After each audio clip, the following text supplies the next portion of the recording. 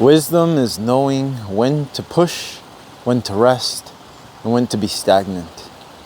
If we're always pushing, something breaks. But sometimes if you look at a river, it'll have rapids, it'll have still pools, it'll have calm areas. And you have to be like the river, adapting to the changing environment so that you don't overexert yourself.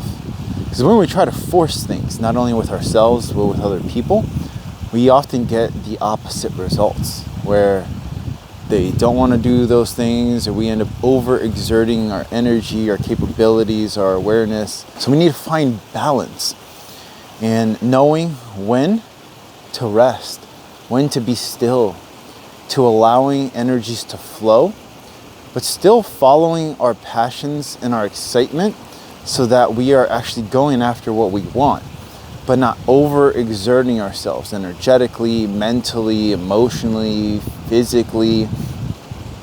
That way, we have the capacity to receive more, the capacity to understand and have the clarity to know where we are.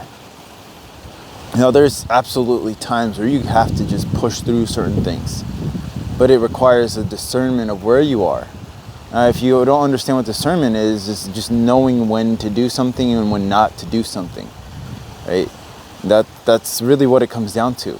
Or knowing who to trust or who not to trust or who to let in. You're understanding what to do and when is essentially what discernment is. And that comes through a lot of times experience or knowledge, and then applying that knowledge and not letting it go to waste.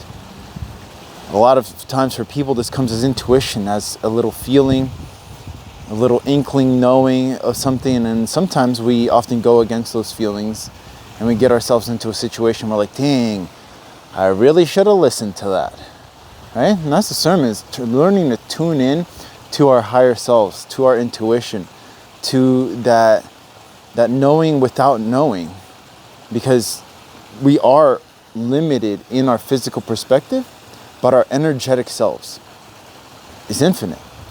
And it's going to send to us exactly what we need when we need it. We just have to be able to listen. But you can't listen from a place of anxiety, from a place of overexertion. So most of the times where we think we have to push, we actually have to slow down, listen, feel, observe, and it is all going to be clear, like stilling that pool of water.